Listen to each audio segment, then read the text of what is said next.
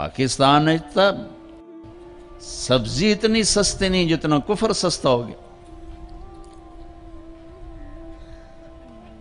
اتنی تو سبز مرچیں سستی نہیں جتنا کفر سستا ہو گیا. کافر کافر کافر کافر کافر. اٹھا کے دیکھو سوشل میڈیا، یہ عاشقان رسول ہیں یا ظالمان رسول ہیں کہ جو ایک دوسرے کو کافر کہہ رہے ہیں، ایک دوسرے کو کافر جو بھی کہہ رہا ہے. دیوبندی بریلیوں کو کہہ رہے ہیں، بریلوی دیوبندیوں کو کہہ رہے ہیں، غیر مقلد مقلدین کو کہہ رہے ہیں، مقلدین غیر مقلدوں کو کہہ رہے ہیں، شیعہ سنیوں کو کہہ رہے ہیں، سنی شیعہ کو کہہ رہے ہیں. وہ مجھے بتاؤ جنت کس کے لیے ہے پھر؟ اللہ ویلی جنت دا چار پاؤنے. نفرت کی آگ ہے، نفرت کی آگ ہے. کبھی سیاست کے نام پر ہے، کبھی مذہب کے نام پر ہے، کبھی قوم کے نام پر ہے، کبھی صوبے کے نام پر ہے، کبھی زبان کے نام پر ہے، کبھی کسی بنیاد پر ہے. میرے بیٹے انس، اس دل کو نفرتوں سے دھو دو، صاف کر دو، پاک کر دو. یہ میری عظیم الشان سنت ہے، اور جو میری اس سنت سے پیار کرے گا وہ مجھ سے پیار کرے گا. اب مجھے بتاؤ، یہ ہے عاشق رسول کا معیار. اگر میرا سینہ کسی بھی فرقے کے مسلمانوں کے بغض سے بھرا ہوا ہے، میں بڑا جذباتی ہو جاتا ہوں اس مضمون کو چھیڑتے ہوئے. مجھے غم لگتا ہے، غصہ نہیں غم لگتا ہے. اور یہ آگ تم تاجروں نے نہیں بھڑکائی، یہ آگ اصحاب منبر نے یہ آگ لگائی.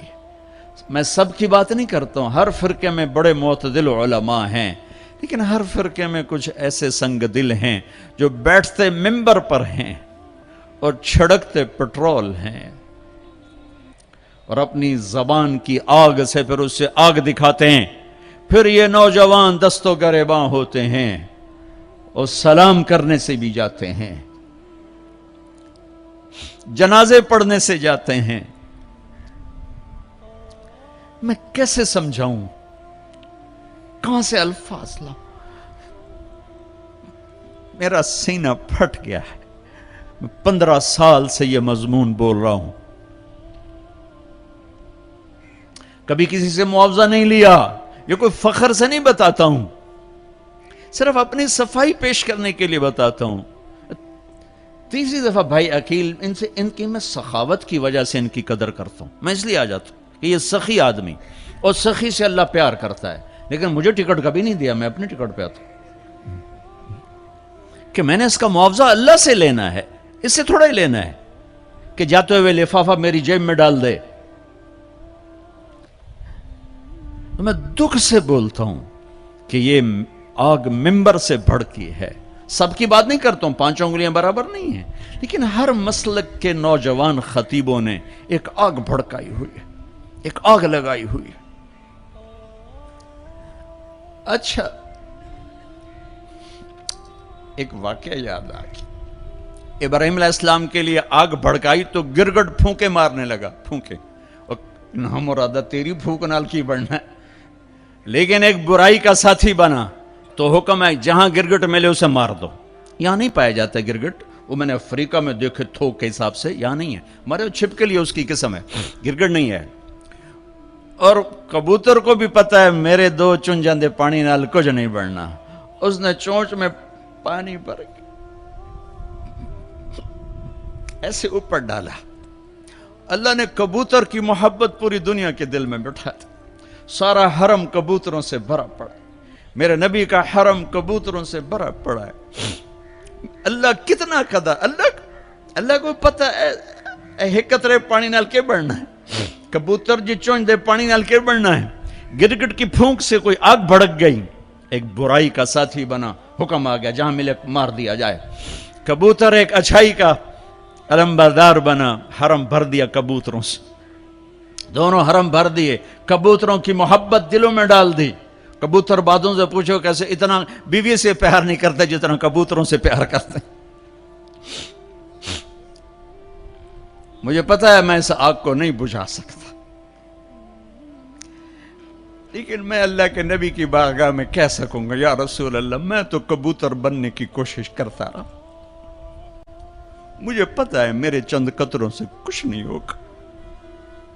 ادھر پٹرول سے آگ جل رہی, میرے کو پانی دیاں 2 بونداں دے نال کی بڑھنا ہے, لیکن میں کہتا رہوں گا یہاں تک کہ میرا اللہ مجھے اپنے پاس بلا لے. میں کہتا رہوں گا, امت بنو, نفرتوں کی آگ کو بجھا دو. بڑی دنیا پھری ہے, جتنا اسپین میں جا کے دکھ ہوا کہیں نہیں ہوا. اس بات کا دکھ نہیں تھا کہ 800 سال کی حکومت ختم ہو گئی. دکھ اس پر میں مسجد قرطبہ میں کھڑا رو رہا تھا. میں اس بات پہ نہیں رویا کہ مسجد گرجا بن گئی. گرجا بن چکی ہے, تھوڑی سی جگہ کور کی ہوئی ہے مسجد کی, لیکن وہاں نماز پڑھنے کی اجازت نہیں. باقی ساری مسجد گرجا بن چکی ہے. بڑے بڑے بت ہیں, بڑی بڑی تصویریں, بالکل سینٹر میں گرجا ہے. نہیں, اس پہ نہیں رویا. رویا اس بات پر, محراب کے سامنے کھڑا تھا اور مجھے وہاں قرطبی نظر آ رہے تھے نماز پڑھاتے ہوئے, ابن عربی کے فلسفے نظر آ رہے تھے, اللہ کی معرفت کی گتھیاں سلجھا رہے تھے, بقی ابن مخلد کا درس حدیث نظر آ رہا تھا, قرطبی کا درس تفسیر نظر آ رہا تھا, یحییٰ بن یحییٰ اندلسی کی درس حدیث کی مجلس نظر آ رہی تھی. لیکن وہ میرے خوابوں میں تھا, باہر تو بت پڑے ہوئے تھے. اور میں جو دکھی ہوا کس بات پہ ہوا کہ جس وجہ سے اسپین کی مسجدیں گرجا بن گئیں, 800 سالہ حکومت زیر و زبر ہو گئی, وہ ساری وجہ میرے دیس پاکستان میں موجود ہیں اور کوئی نہیں سمجھ رہا. اس لیے میں نے کہا تھا مردہ یزید پہ لعنت بھیجتے ہو اور زندہ یزید کے سامنے دست بستہ ہو کے کھڑے ہو. اس ایک حدیث کو سینے سے لگا لو, دل کھلے کر دو سب کے لیے. اگر آپ کی نظر میں میں کافر ہوں تو مجھ سے نفرت کیوں کرتے ہو؟ میرے نبی والا کام کرو نا, سینے سے لگاؤ, کھانے کھلاؤ, سمجھاؤ. تبلیغ والوں نے کیا کیا ہے؟ آپ کو ہاتھ جوڑ کے کہتا ہوں تبلیغ میں ٹائم لگاؤ.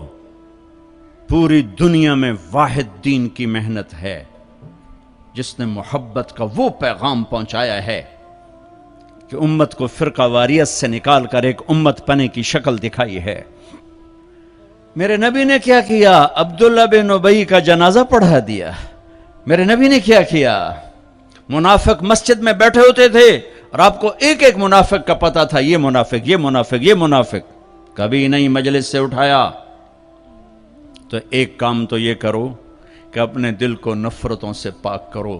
امت بن کے رہنا زیادہ پسندیدہ ہے اللہ رسول کو, یا کسی فرقے کا جھنڈا اٹھا کے کھڑے ہونا اللہ رسول کو زیادہ پسند؟ رہو اپنے اپنے فرقوں میں رہو. میں تمام اسلامی فرقوں کو سلام پیش کرتا ہوں, لیکن میں یہ ہاتھ جوڑتا ہوں کہ یہ جو ایک دوسرے کے دست و گریباں ہو اور ایک دوسرے پر تم نے کفر کی توپیں چلائی ہوئی ہیں, اللہ کے واسطے انہیں محبت کے بول میں تبدیل کر دو. ایک دوسرے کے گلے لگ جاؤ, ایک دوسرے کو کھلے ماتھے سلام کرو, ایک دوسرے کے پیچھے نمازیں پڑھو, ایک دوسرے کو قریب بٹھاؤ. اپنے نبی کی تم چھوڑو مولوی کی بات, میری تھوڑا قرآن اٹھا کے پڑھ لو, قرآن اٹھا کے پڑھ لو, خود پڑھو. سارے تم پڑھے ہوئے بچے بیٹھے ہوئے ہو, اپنے نبی کی سیرت پڑھو. میری گل کتے مار چھڑو, مینوں دفع کرو, میں کون ہاں, میں مشت خاک. اپنے رب دا قرآن پڑھو, اپنے نبی دی حدیث پڑھو, اپنے نبی دی زندگی پڑھو, تو انہوں پتہ لگ جائے. تو آج اپنے نبی کی ایک عظیم الشان سنت پیش کر رہا ہوں کہ اس دل کو سب کی نفرت سے صاف کر دو. نیت کر دو نا سارے بھائی.